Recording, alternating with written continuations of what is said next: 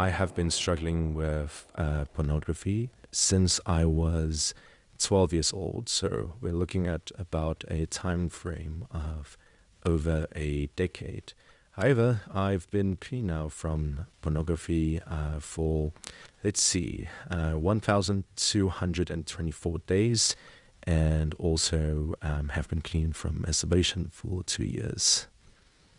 And yeah, the journey for me to get from the point of being addicted for so long up until the point where I'm clean now has been an absolutely fantastic journey. Not an easy journey, but a journey worthwhile, I'd say. So you mentioned that your first exposure to pornography was at the age of 12. Can you maybe just give us some insight? How did the exposure happen and how did you progress on from that first exposure? So I would say, looking back to that specific age and time of my life, I struggled quite a bit with isolation. I was, even though I was part of friend groups, even though I had support structures, great support from my parents, I felt like I was isolated from especially friends, people at school. Didn't feel like I was good enough. And as I started entering puberty, I started finding girls a lot more attractive, and the ideas of relationships started playing within my mind and in my head. But through the isolation I experienced, I started to go online.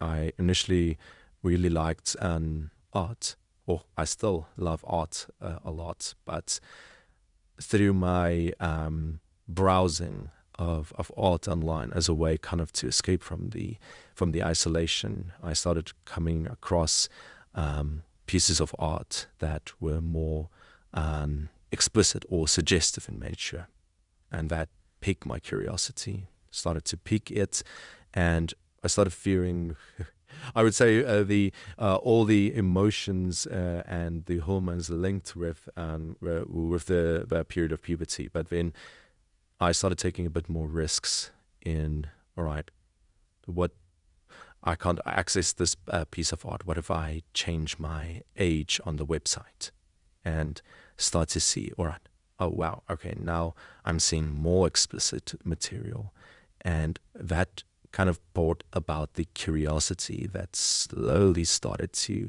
increase and increase and increase as time went on. And even though friendships came and gone, went through periods of better relationships, sometimes even worse relationships, that still remained consistent as I built up a behavioral routine.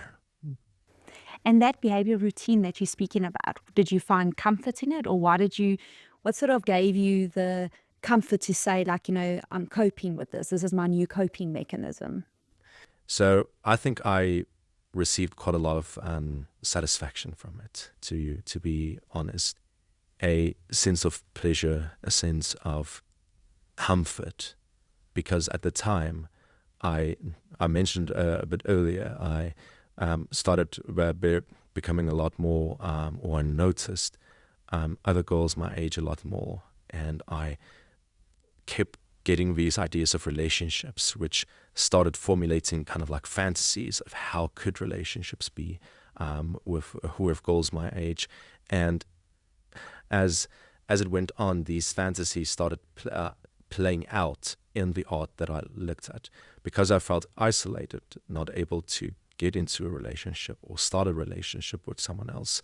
I developed this tendency to live the fantasy of closeness through the art that I looked at.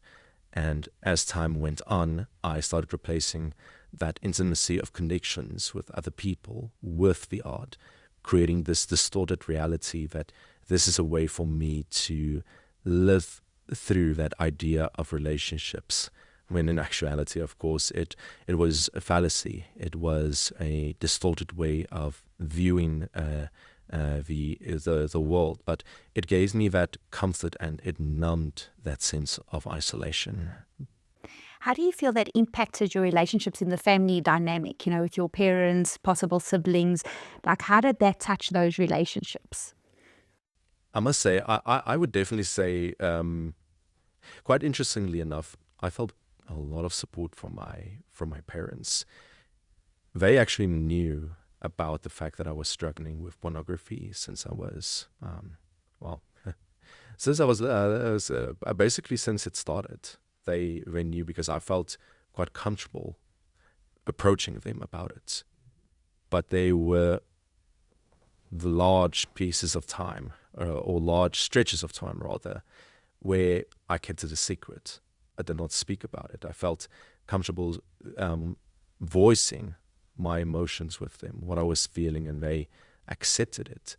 But I still didn't want to let go of that experience. But as time went on, and I could feel myself isolating more, because I was isolating myself a lot more, when my family and my brother would do things together, I would sometimes say, you know what, I'm going to spend some time alone. And that's where I would sometimes act out through watching pornography, or I would just do other stuff like playing games, or just reading books instead of spending time with the family. So I think in that aspect, it influenced the engagement and the quality of the engagement.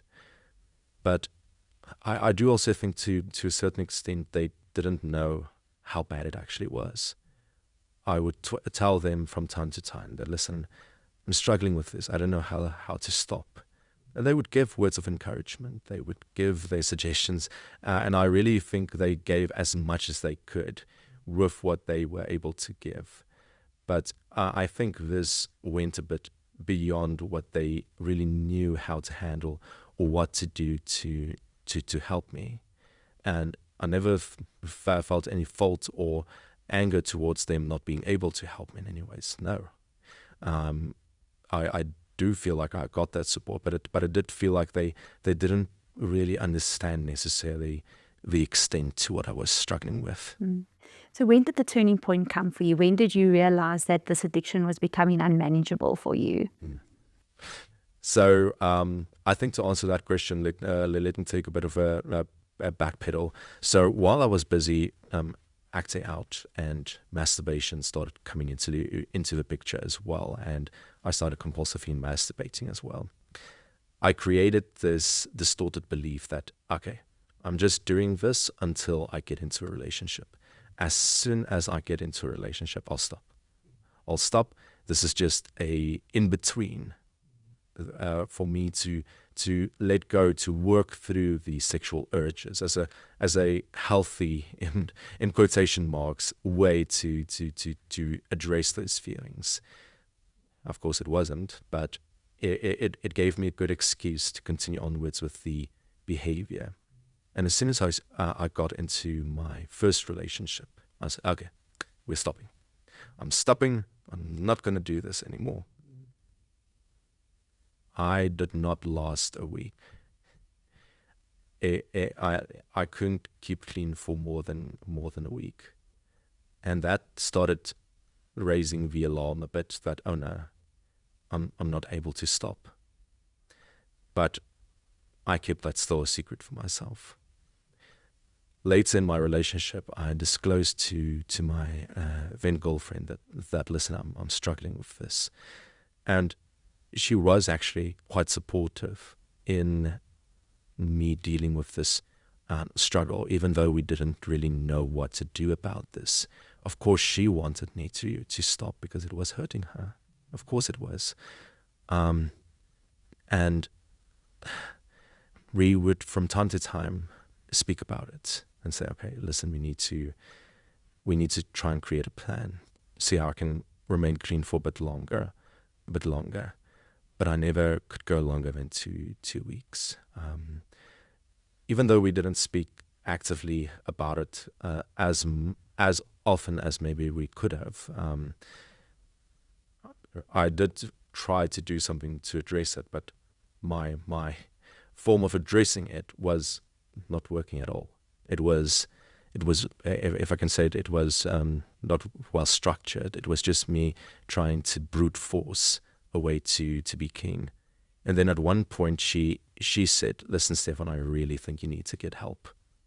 And when she said that, it really dawned on me that, oh shucks, yeah, if somebody else is telling me, "Listen, Stefan, you need help," then it means that, okay, no, this isn't just about me anymore. This is really affecting other people, and they feel like I need help.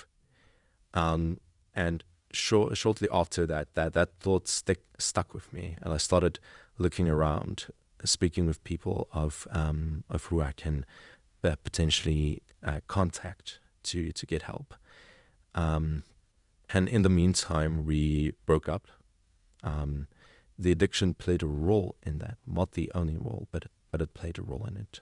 We left on good terms, but that was also for me a wake-up call to say, but I can't bring this into a new relationship. This is really impacting not just my life, but the people I care for. So that is how I started actively searching, and I actually found GraceOnline through my psychiatrist, who suggested, he gave the suggestion. I contacted Kenneth, and that is where the process started. So from the point that you joined GraceOnline, what is the things that have stood out mostly for you since you've joined the program? The thing that has stood out the most for me is the connections. I think, looking back at my life, there has been many seasons where I've really felt like I was struggling with isolation, like I mentioned, especially from fellow men or fellow kids when I was still a child.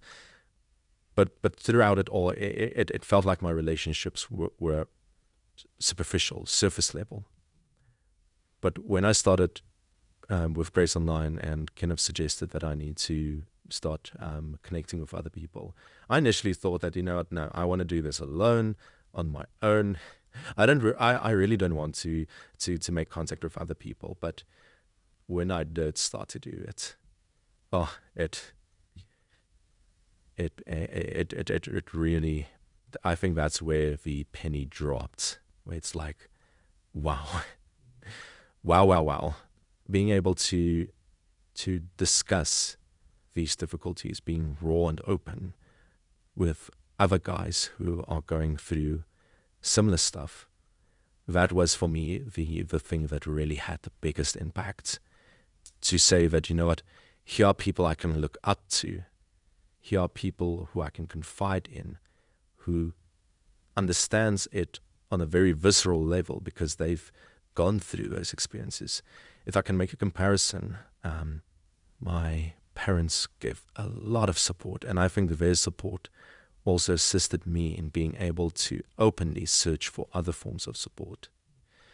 But it's something a lot different when you can hear from people who have gone through similar stuff, hearing what has been assisting them, what's been helping them, but also just forming great connections with them, that with men, forming emotional connections that weren't just the surface level stuff. It was going deeper into emotions, into insecurities, into goals, what drives us, what makes us happy, what makes us sad, really going into those depths of emotions and being vulnerable.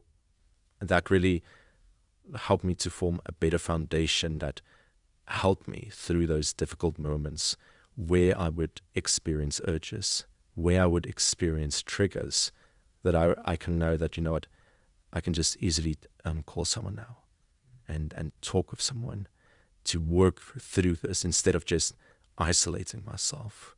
I think for me, that was fundamentally the biggest thing that has made an impact on me. And even 3 years later, I'm still contacting people I've met at the start of the program. I'm still, some of them I've made deeper connections with as men than I've had in my entire life. Maybe except for my father, I'd say. And yeah, I would say that's what's been me, or that's what's had the biggest impact for me personally. So you mentioned earlier that you have stopped masturbating, if I understand correctly. So being a young man, you're not married. A lot of men out there are saying, "But come on, man! Like, what's wrong with masturbation? Like everybody does it. Like it's a guy thing. Like how can you tell people not to?" What was your inspiration to say, you know what, I do not want to masturbate anymore? What impact has that had on your life? And what value do you think it brings to you as a person by making a stand like that? So I think for me, firstly, I think one of the things that I had to face that made me start to question whether masturbation is good or not was what what does it fundamentally bring for myself? What does it achieve? In my eyes, masturbation has this gray area, this murky area, where it can be very easy for something like that to turn into compulsive behavior, or the types of thoughts that you have, what you expose yourself to, whether it's in your thoughts, in your mind, or even what you see around you. It massively impacts how you perceive people, but also my thought life, I'd say. I would say it could be possible to have a healthy masturbating behavior that is healthy, that doesn't impact how you perceive other people or how you function on a daily basis. But I personally have not found that. And I don't find that it works for me. Because the reason why I made that decision to stop with it is I entered a new relationship, and I faced this question of, I'm in a relationship, a committed relationship with someone, and I'm busy pleasing myself in isolation with thoughts that could go basically anywhere if I'm not careful. And that's where the gray area comes in. I'm in a committed relationship. I say to myself, I'm committed to this person, but then my thoughts can go wherever it wants. And that was a big red flag for me. Even though it felt at the time that I was able to drastically reduce my the amount of time I would masturbate and how often, it still felt on that fundamental level, because I'm in a committed relationship, I don't want to entertain that anymore. So I made that conscious decision to say, you know what, I'm going to stop with that. I don't want to do it. And that brought relief, I'd say. It gave me a lot more focus to say, you know what, I'm putting my focus on on the person I can physically see, because through the way in which I practiced masturbation, it was all in thoughts. It was abstract. It was fantasy. It was not reality. And I wanted to say, you know what, I want to commit to reality. I don't want to commit to fantasy. So that's where I made that decision. And I would say it had a positive effect on how I engaged in the relationship. Of course, I still had the temptations to want to masturbate, but I made the decision to say, you know what, no, it would be better for me to put my focus on her. And even now, where I am not currently in a relationship, even though I don't have physical connections, I still made the decision to say, you know, no, I don't want to go back to that. Even though I am not in a committed relationship, even though I'm not in a position where I can experience intimacy on that level, I still feel going back to that initial thought that I had of, but this is a gray area. It can go into multiple different directions. I still feel, you know what, nah, it's not worth it for me personally.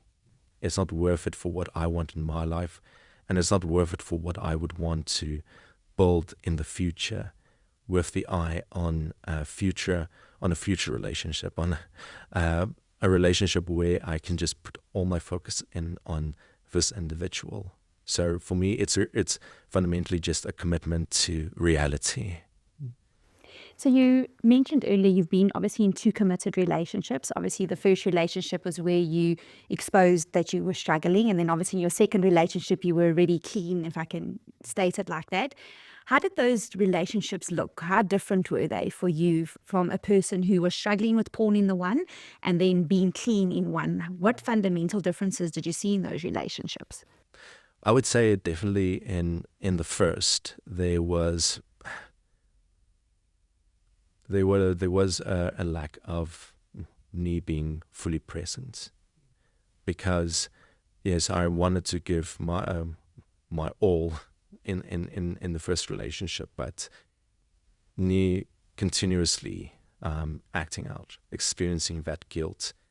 To a certain extent, I was isolating myself still, even in the relationship, even though she knew about the struggles. It still felt like I was isolating myself. In the second relationship, it felt like there was a lot more relief, a lot more vulnerability, a lot more me being open with her. And that created a lot more, I would say, space to grow as a couple in the relationship, to face difficult things. Because in the first relationship, there were a lot of insecurities, difficult things that I was not facing. While now, with that being that door being made wide open for me to start working on it in the relationship, that in itself made a huge difference in the growth process. However, it did bring its own challenges, because my girlfriend at the time had to face the fact that she was dating a recovering porn addict. And that in itself, of course, is not something to easily digest. I mean, if I think of myself, placing myself in the shoes of any woman who needs to face that reality that, oh, the person I care for is struggling with pornography, that's a very difficult pill to swallow. And that brought with it unique challenges. I felt, both of us felt a lot more on edge, I would say, as well, in terms of triggers, in terms of, am I okay? Me asking myself, am I okay? Her wondering, am I okay? And to a certain extent, I felt that working through that, we reached a level of depth, of vulnerability and acceptance that I did not achieve in the first relationship. However, there were still those challenges. And I think ultimately, maybe it was not at the end, the right relationship for both of us. But I would definitely say that if I look at the quality of the relationship and the depth of connection and development and growth, a lot more in the second relationship. And for me, I'm just looking at how do I continue building on it, because I want to continue on with that, even though it's, I would say, a lot more of a more difficult road to be able to be vulnerable, to say, this is my problem. I'm a recovering porn addict. I've struggled with masturbation in the past. Here are my skeletons in my closet.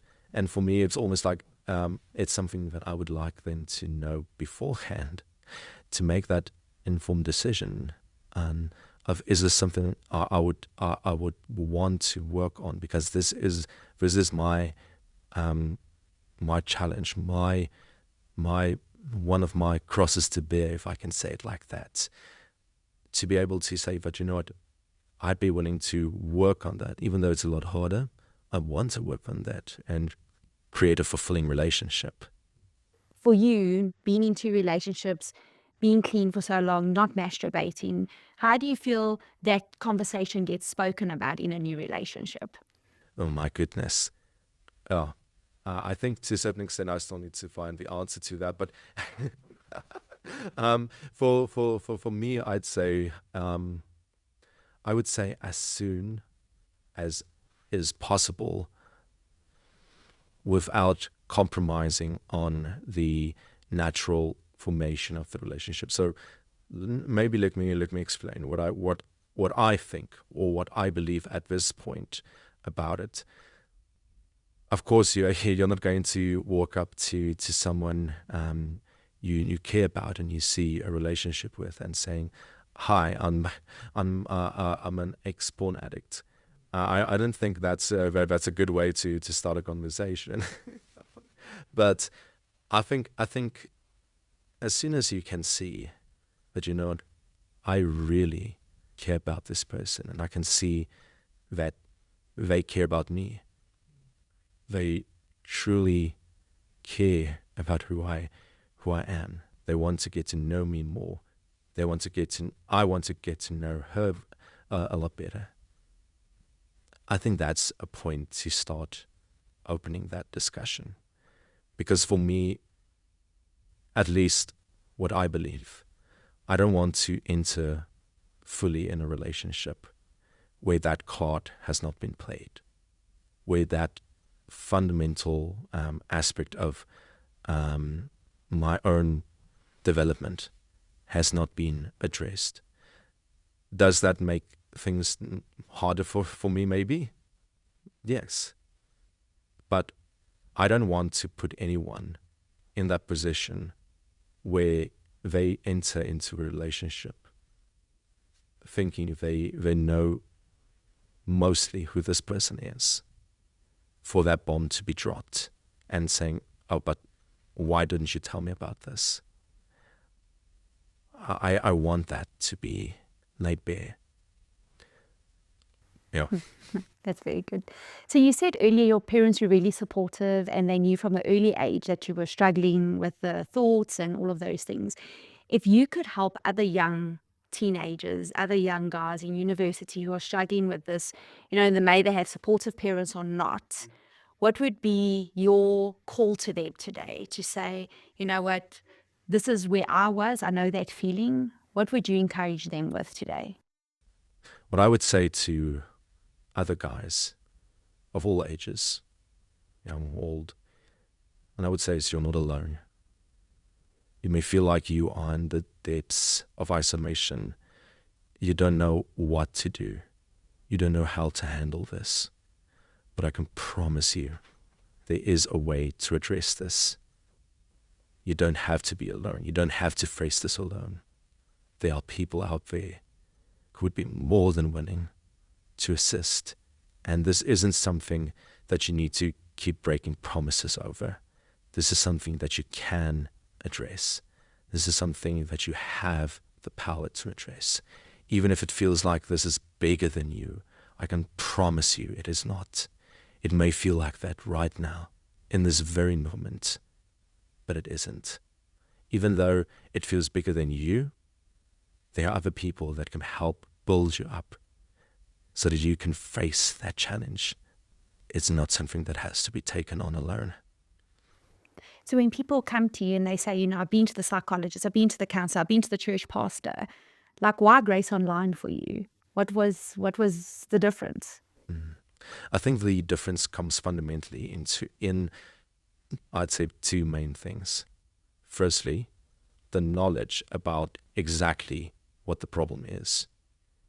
A lot of people in the, and I don't want to overgeneralize, but I believe that a lot of people who do enter into assisting people with mental health, in what capacity that might be, don't necessarily have knowledge, expertise, or experience addressing a problem like porn addiction, sex addiction.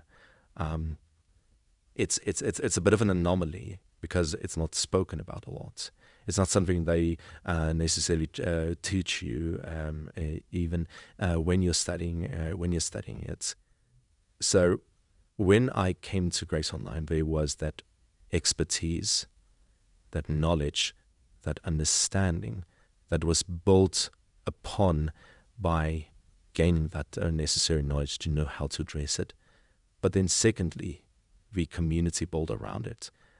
It's not just the individual trying to address the problem.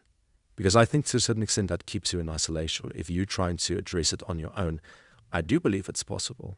I do believe it's possible that people can address it on their own. But I think the chances of being able to address it and address it more effectively it just improves exponentially when you are able to be surrounded by support of like-minded people. And GraceOnline created a platform for that, to be able to be surrounded by men who are able to assist one another, to support one another in a way that you can't get anywhere else. So there was something interesting that you spoke about the community, right? So a lot of introverts, men who are like, no, men sharing feelings. Like, who does that? Like, what club is that, What is your encouragement to those people, the people who are scared to, be vulnerable? What has that done for you as an individual in your recovery where you had the community? I think for me, I'd like to answer that with maybe even a question for men to ask themselves. What keeps you from being able to speak openly? Because I think that is fundamentally different for different men. There is this societal expectation that men don't share their feelings, but that looks different for different men. And their expectations of what is going to happen if they do that looks different. So my encouragement would be to actually be a bit of a challenge to say, but ask yourself, what do you fear is going to happen if you share your emotions? What's your expectations?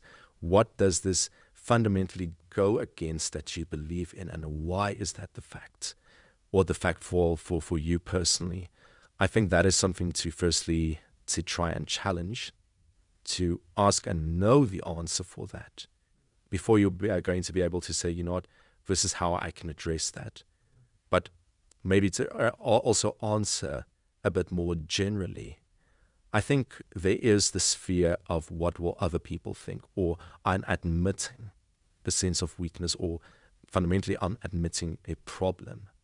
And I think for me, at the very least, I kept silent, because if I don't acknowledge it, it's not really that big of a problem. And as soon as I acknowledge it, then I need to face the fact that, oh my goodness, this is a bigger problem than I expected. So I think even though I had to face that, and many men have to face that, I'd like to say that, what, the payoff for being able to face those emotions, to admit what you're struggling with, that didn't make me weak. I would say that made me a lot stronger. If I were to compare myself before I did the program, and I compare myself to where I am currently, there's been so much growth that occurred for me personally.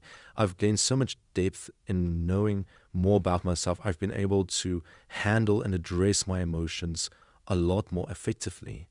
So there is that the disparity, that stereotype, that fear that if I share, if I'm going to be vulnerable, I'm basically saying I'm not masculine enough. I'm not man enough. Other men aren't going to accept me. Well, I can tell you, it's going to make you a stronger man. It's going to make you show up more for the people you care about, to be able to be there more fully, more present, and be a better version of yourself. So I would say that's why you need to try and break that silence, to break that stereotype of, this is what's going to happen if I share my emotions. Because if you do it, and if you're willing to do it, you're going to gain so much more out of it. So if you did not find GraceOnline, how do you think your life would look today? If I didn't find GraceOnline, if I didn't find the help I needed, I can't really imagine. I don't want to imagine where I would be.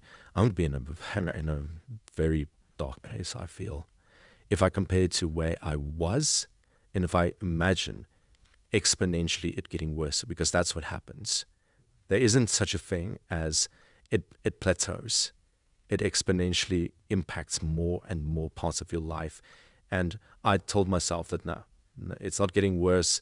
It's remaining stable. I'm in control of this. That's a lie. That's a fallacy of thinking, because no, it exponentially gets worse. So I think if I didn't find GraceOnline, I wouldn't be the person I am today. I wouldn't be able to assist and help other people the way in which I'm doing currently. I wouldn't have been able to handle my emotions as well as I'm doing presently. And the quality of my connections with men and with women have been drastically worse than it is currently. So when you look at your relationships, right, you've said you've been able to get to a place where you've made deeper connections, you've been able to connect with yourself first and foremost. So how do the people that are closest to you reap the benefit of you being part of this program? Well, I would say they're getting more of me, and I don't mean that in in an arrogant way, but they are seeing me more for who I am. I can be more present with the people I care for. Yes, sometimes I still like to be on my own. I do consider myself to be an introvert, but when I'm present, I'm a lot more present. When I'm happy, I'm a lot more happy. When I'm genuine, I feel a lot more genuine. I think I think other people are just seeing a more deeper, more well-rounded version of myself. Um, I would also say, especially if I look at my male friends, they're seeing Stefan who is a lot more emotionally open. And I think the fact that I'm being a lot more open, that they've been a lot more open with me. Or maybe I've just been able through the program to be more selective on the types of relationships I want to form and who I form those relationships with. So I think it's a fundamental combination of better relationships with the people, deeper relationships and better relationships with the people I already have in my life, but also being able to form and gravitate around relationships that are fundamentally better, not just for me, but I also feel like I'm able to give to others a lot better as well and a lot more. You're looking 5 years down your life and you're married and you're happy. What do you say to that person today? How do you thank him for the work that you're doing today for that future you? I would tell him, thank you. Thank you so much for all the pain, all the hurt, all the difficulty you've gone through. It was not an easy journey, but thank you for what you've done to ensure that I have a better life, to ensure that I can be a better person, that I can be a better person, whether that is in relationships, whether that is with strangers, and to just say thank you that I can be more for other people and that I can hopefully help other people a lot more and a lot better for the work that you've done. And then just my last question to you today, if porn was a person, what would you say to him? If Colm was a person,